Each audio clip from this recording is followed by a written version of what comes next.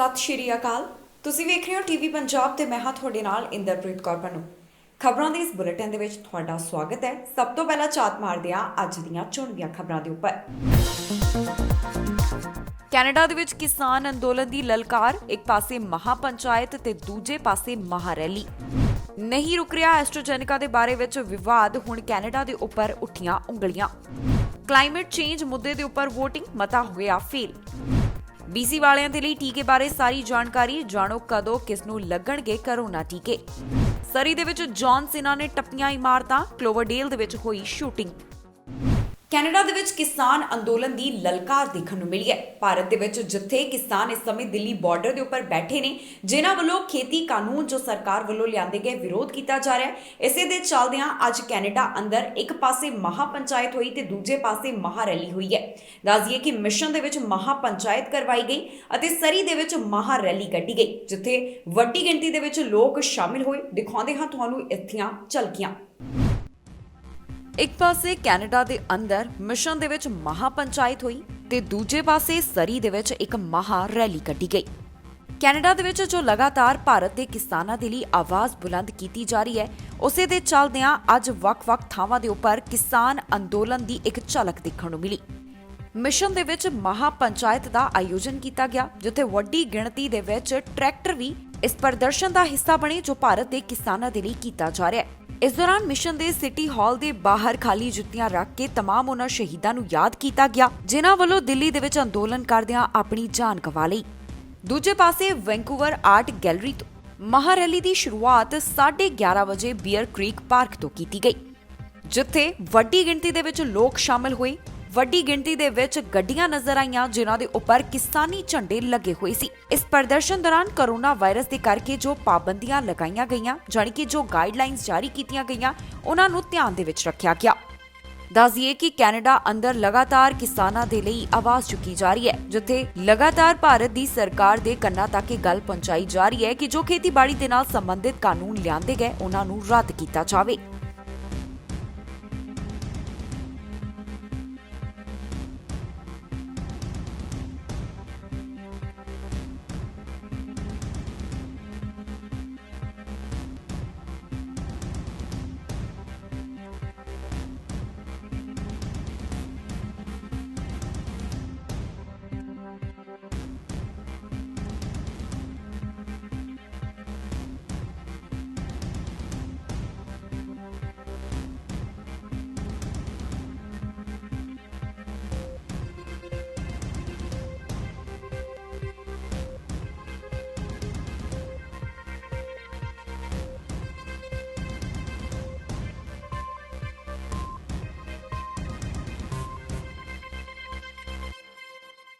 Canada ਦੇ ਵਿੱਚ ਐਸਟ੍ਰਾਜੈਨੇਕਾ vaccine ਨੂੰ ਮਨਜ਼ੂਰ ਕੀਤਾ ਗਿਆ ਹੈਲਥ ਕੈਨੇਡਾ ਦੇ ਵੱਲੋਂ।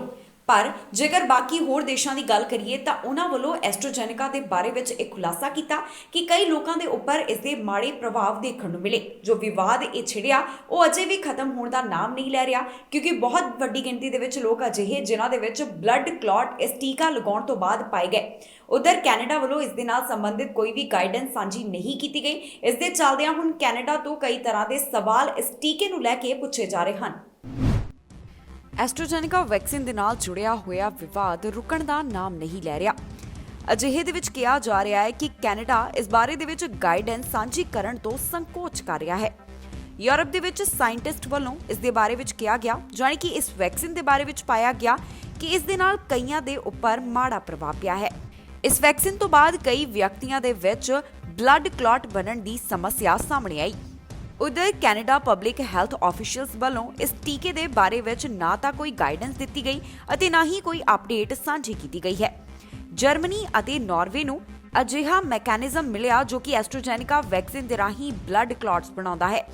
ਯੂਰਪੀਅਨ ਮੈਡੀਸਿਨ ਏਜੰਸੀ ਨੇ ਜਾਣਕਾਰੀ ਦਿੱਤੀ ਹੈ ਕਿ ਜਿਹੜੇ 20 ਮਿਲੀਅਨ ਐਸਟ੍ਰਾਜੈਨੇਕਾ ਸ਼ਾਟਸ ਦਿੱਤੇ ਗਏ, ਉਸ ਦੇ ਵਿੱਚੋਂ 25 ਕੇਸ ਅਜਿਹੇ ਸਨ ਜਿਨ੍ਹਾਂ ਦੇ ਖੂਨ ਦੇ ਵਿੱਚ ਕਲੌਟ ਬਣੇ। ਇਹਨਾਂ ਦੇ ਵਿੱਚੋਂ 18 ਕੇਸ ਅਜੀਬ ਕਿਸਮ ਦੇ ਸਨ। ਇਸ ਤਰ੍ਹਾਂ ਦੇ ਮਾਮਲੇ ਐਸਟ੍ਰਾਜੈਨੇਕਾ ਸ਼ਾਟ ਲਗਵਾਉਣ ਦੇ 14 ਦਿਨਾਂ ਦੇ ਬਾਅਦ ਸਾਹਮਣੇ ਆਏ ਹਨ। ਇਹ ਉਹਨਾਂ ਦੇ ਵਿੱਚ ਮਾਮਲਾ ਪਾਇਆ ਗਿਆ ਜਿਨ੍ਹਾਂ ਦੀ ਉਮਰ 55 ਸਾਲ ਤੋਂ ਘੱਟ ਸੀ ਅਤੇ ਇਸ ਦੇ ਵਿੱਚ ਜ਼ਿਆਦਾਤਰ ਔਰਤਾਂ ਹਨ। ਜਰਮਨੀ ਤੋਂ ਮਾਮਲਾ ਸਾਹਮਣੇ ਆਇਆ ਜਿੱਥੇ 7 ਪੇਸ਼ੈਂਟ ਦੇ ਵਿੱਚੋਂ 3 ਮਰੀਜ਼ਾਂ ਦੇ ਵਿੱਚ ਵੈਕਸੀਨ ਲਗਾਉਣ ਤੋਂ ਬਾਅਦ ਬ੍ਰੇਨ ਬਲੱਡ ਕਲੌਟਸ ਬਣੇ। ਉਧਰ WHO ਜਾਨੀ ਵਰਲਡ ਹੈਲਥ ਆਰਗੇਨਾਈਜੇਸ਼ਨ ਦੀ ਜੇਕਰ ਗੱਲ ਕਰੀਏ ਤਾਂ ਉਹਨਾਂ ਵੱਲੋਂ ਐਸਟ੍ਰਾਜੈਨੇਕਾ ਵੈਕਸੀਨ ਨੂੰ ਸੁਰੱਖਿਅਤ ਦੱਸਿਆ ਗਿਆ। ਕੈਨੇਡਾ ਦੇ ਵਿੱਚ ਵੀ ਐਸਟ੍ਰਾਜੈਨੇਕਾ ਵੈਕਸੀਨ ਨੂੰ ਅਪਰੂਵ ਕੀਤਾ, ਪਰ ਉਸ ਤੋਂ ਬਾਅਦ ਇਸ ਵੈਕਸੀਨ ਦੇ ਨਾਲ ਜੁੜਿਆ ਵਿਵਾਦ ਸਾਹਮਣੇ ਆਇਆ, ਜੋ ਕਿ ਸੀ ਕਿ ਕਈ ਵਿਅਕਤੀਆਂ ਦੇ ਵਿੱਚ ਇਸ ਵੈਕਸੀਨ ਲਗਾਉਣ ਤੋਂ ਬਾਅਦ ਬਲੱਡ ਕਲੌਟ ਪਾਏ ਗਏ ਹਨ।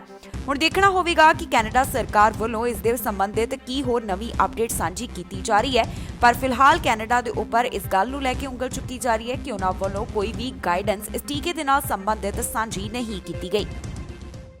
ਕਲਾਈਮੇਟ ਚੇਂਜ ਮੁੱਦੇ ਦੇ ਉੱਪਰ VOTING ਕਰਵਾਈ ਗਈ। ਕੰਜ਼ਰਵੇਟਿਵ ਪਾਰਟੀ ਵੱਲੋਂ ਇਸ ਦੇ ਨਾਲ ਸੰਬੰਧਿਤ ਜੋ VOTING ਕੀਤੀ ਗਈ, ਇਸ ਦੌਰਾਨ ਮਤਾ ਫੇਲ ਹੋ ਗਿਆ। ਜੋ ਮਤਾ ਸੀ ਉਸ ਨੂੰ ਪਾਸ ਨਹੀਂ ਕੀਤਾ ਜਾ ਸਕਿਆ ਕਿਉਂਕਿ ਵੱਡੀ ਗਿਣਤੀ ਦੇ ਵਿੱਚ ਅਜਿਹੇ ਸਨ ਜਿਨ੍ਹਾਂ ਨੇ ਵੋਟ ਕੀਤੀ ਕਿ ਕਲਾਈਮੇਟ ਚੇਂਜ ਮੁੱਦਾ ਹੈ ਹੀ ਨਹੀਂ, ਜਾਣੀ ਕਿ ਇਹ ਰੀਅਲ ਦੇ ਵਿੱਚ ਨਹੀਂ ਹੈ।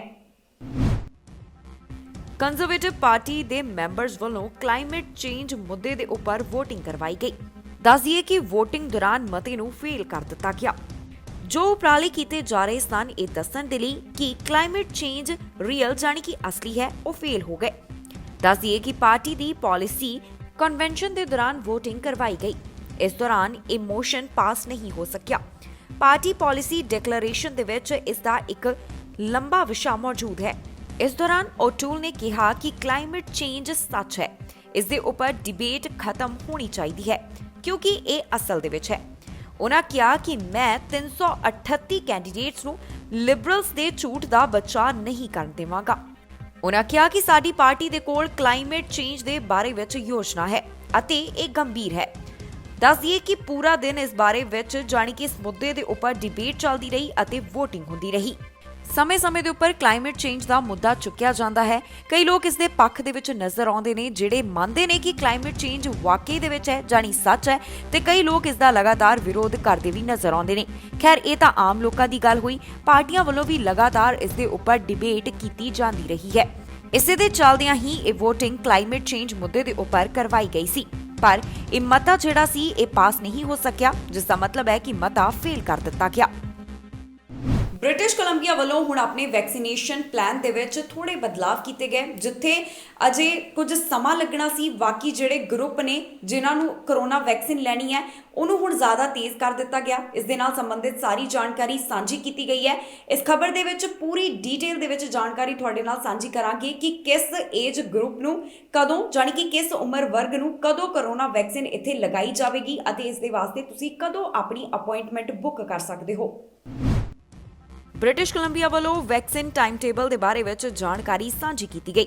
ਆਫੀਸ਼ੀਅਲਸ ਦੇ ਵੱਲੋਂ ਜਾਣਕਾਰੀ ਦਿੱਤੀ ਗਈ ਕਿ ਕਿਸ ਤਰ੍ਹਾਂ ਬ੍ਰਿਟਿਸ਼ ਕੋਲੰਬੀਆ ਵਾਸੀਆਂ ਨੂੰ ਜੁਲਾਈ ਤੱਕ ਕੋਵਿਡ ਦਾ ਪਹਿਲਾ ਸ਼ਾਟ ਲਗਾਇਆ ਜਾਵੇਗਾ। ਇਸ ਸਮੇਂ ਪ੍ਰੋਵਿੰਸ ਵੱਲੋਂ 81 ਸਾਲ ਅਤੇ ਇਸ ਤੋਂ ਵੱਧ ਉਮਰ ਵਾਲਿਆਂ ਦੇ ਲਈ ਅਪਾਇੰਟਮੈਂਟ ਬੁੱਕ ਕੀਤੀ ਜਾ ਰਹੀ ਹੈ। ਅਪ੍ਰੈਲ ਮਹੀਨੇ ਦੇ ਵਿੱਚ ਆਨਲਾਈਨ ਰਜਿਸਟ੍ਰੇਸ਼ਨ ਸਿਸਟਮ ਦੀ ਸ਼ੁਰੂਆਤ ਕੀਤੀ ਜਾਵੇਗੀ।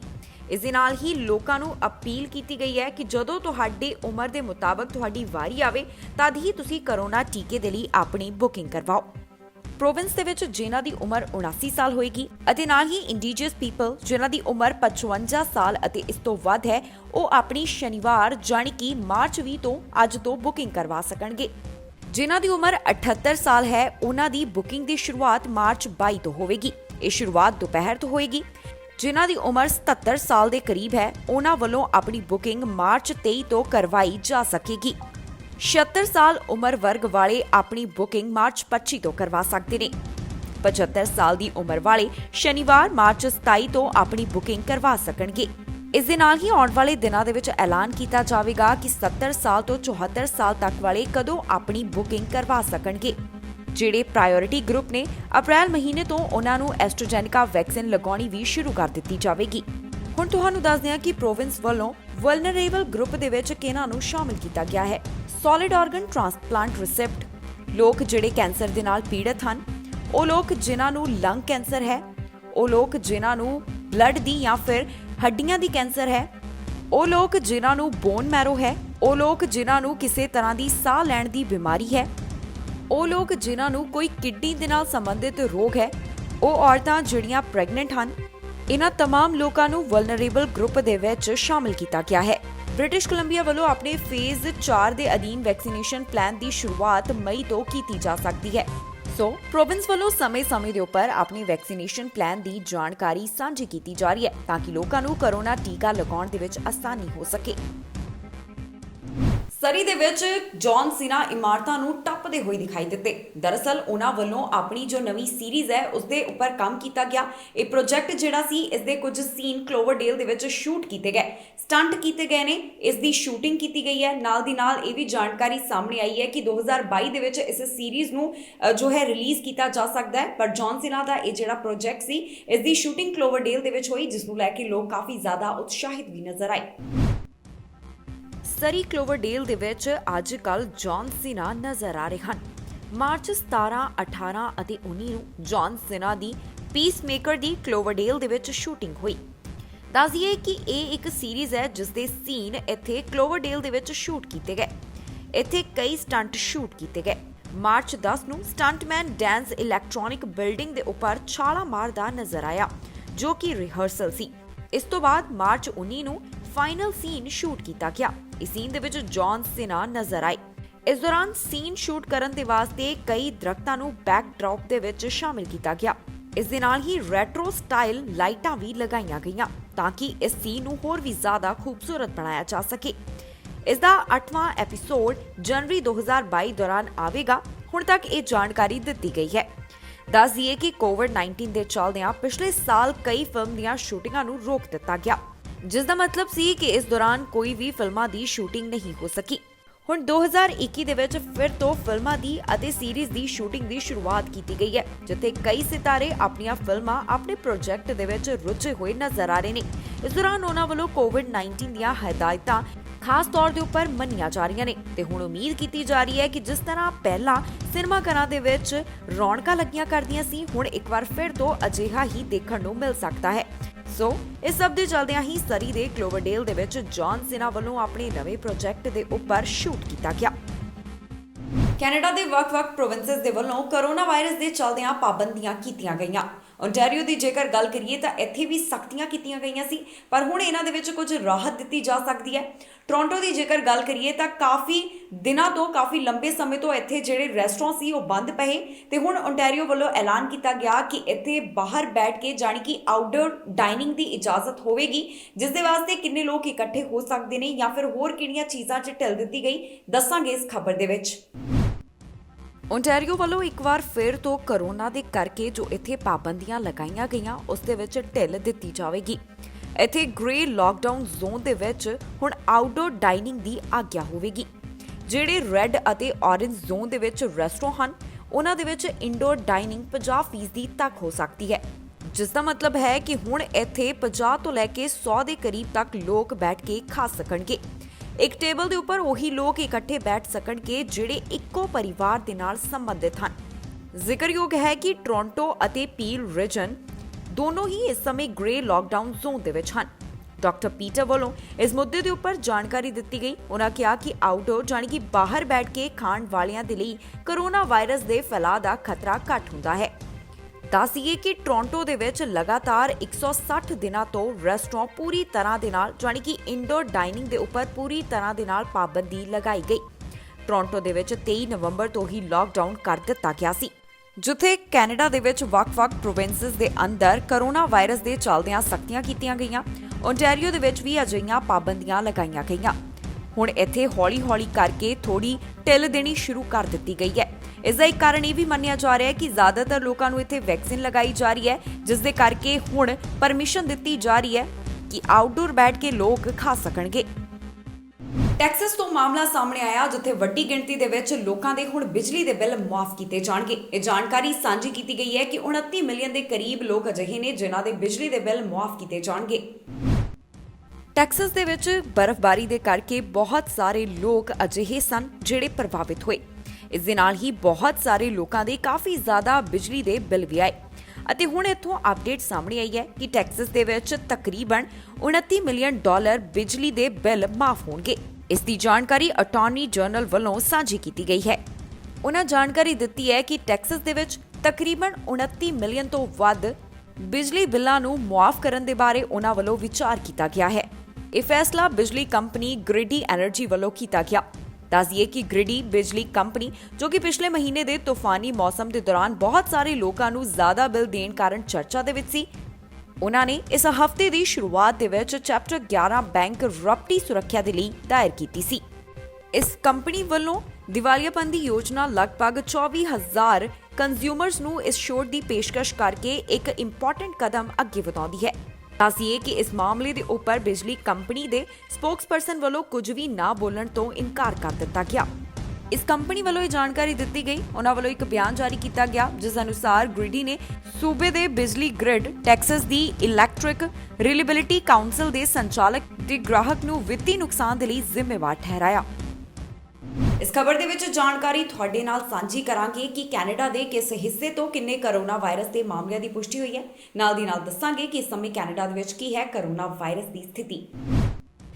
ਸਸਕੈਚੁਆਨ ਵੱਲੋਂ ਵੈਕਸੀਨੇਸ਼ਨ ਪਲਾਨ ਦੇ ਵਿੱਚ ਕਾਫੀ ਜ਼ਿਆਦਾ ਤੇਜ਼ੀ ਲਿਆਂਦੀ ਜਾ ਰਹੀ ਹੈ ਕਿਉਂਕਿ ਇੱਥੇ ਕਰੋਨਾ ਵਾਇਰਸ ਦੇ ਨਵੇਂ ਰੂਪ ਦੇ ਫੈਲਾਅ ਦਾ ਕਾਫੀ ਜ਼ਿਆਦਾ ਡਰ ਹੈ, ਜਿਸ ਦੇ ਕਾਰਨ ਇਹ ਚਿੰਤਾ ਦਾ ਵਿਸ਼ਾ ਬਣਿਆ ਹੋਇਆ ਹੈ।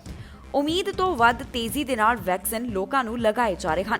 ਪ੍ਰੋਵਿੰਸ ਦੇ ਵਿੱਚ ਜਿੰਨੀ ਹੁਣ ਤੱਕ ਵੈਕਸੀਨ ਡੋਜ਼ਸ ਪਹੁੰਚੀਆਂ ਹਨ, ਉਹਨਾਂ ਵਿੱਚੋਂ 90% ਤੱਕ ਇਸਤੇਮਾਲ ਕੀਤੀਆਂ ਜਾ ਚੁੱਕੀਆਂ ਨੇ।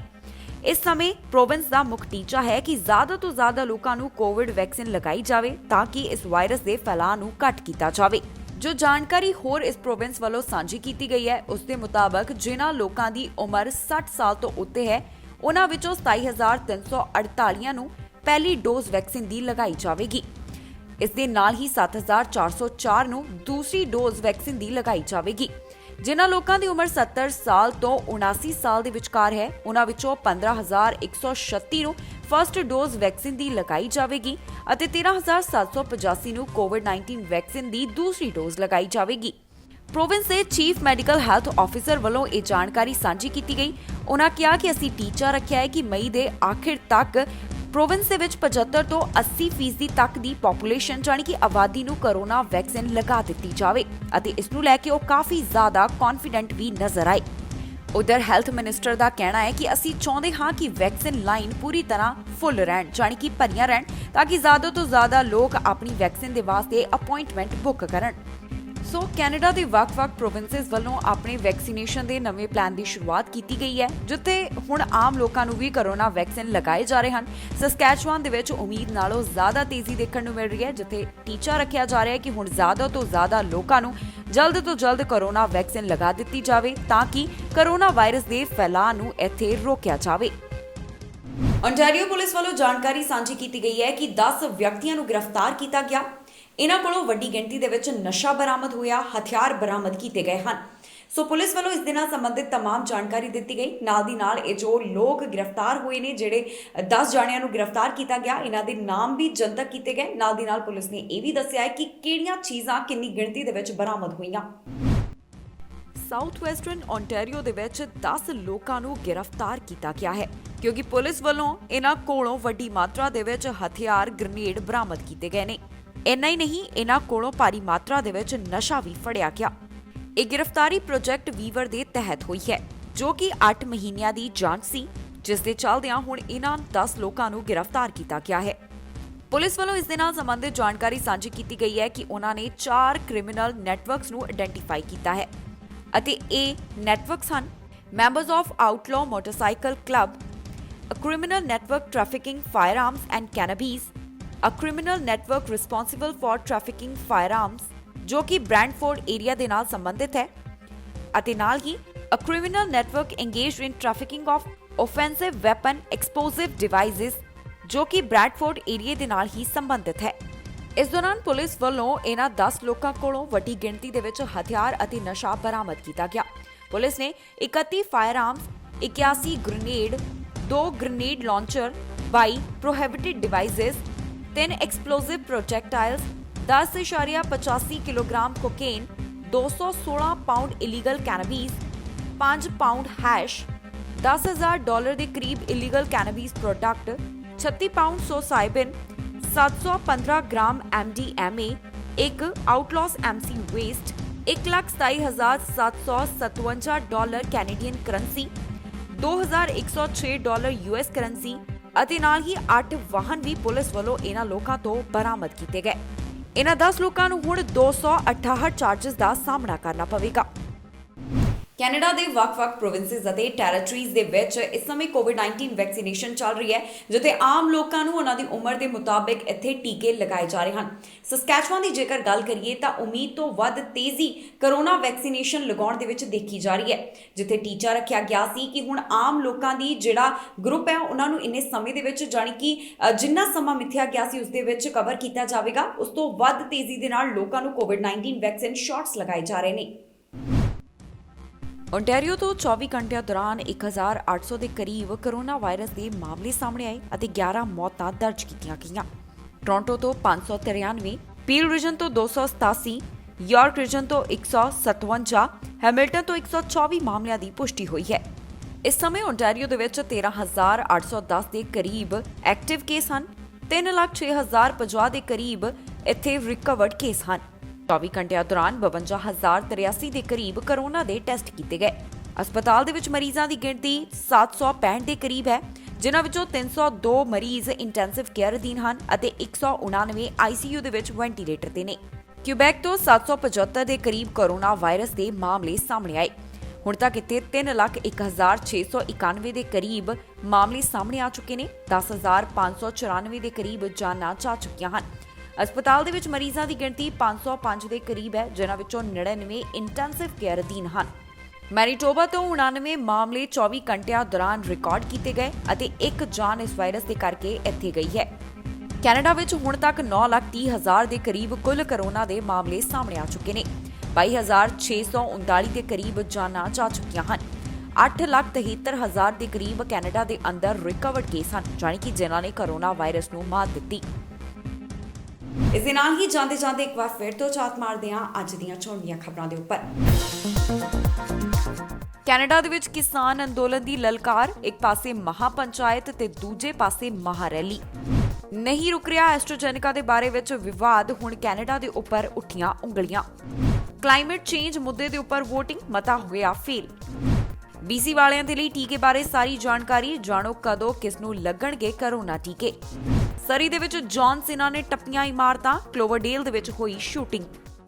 ਖਬਰਾਂ ਦੇ ਇਸ ਬੁਲੇਟਿਨ ਦੇ ਵਿੱਚ ਇੰਨਾ ਹੀ। ਨਵੀਆਂ ਤੇ ਤਾਜ਼ੀਆਂ ਖਬਰਾਂ ਲੈ ਕੇ ਫਿਰ ਤੋਂ ਹਾਜ਼ਰ ਹੋਵਾਂਗੇ। ਫਿਲਹਾਲ ਮੈਨੂੰ ਇੰਦਰਪ੍ਰੀਤ ਕੌਰ ਪੰਨੂ ਨੂੰ ਦਿਓ ਇਜਾਜ਼ਤ ਤੇ ਤੁਸੀਂ ਵੇਖਦੇ ਰਹੋ TV ਪੰਜਾਬ।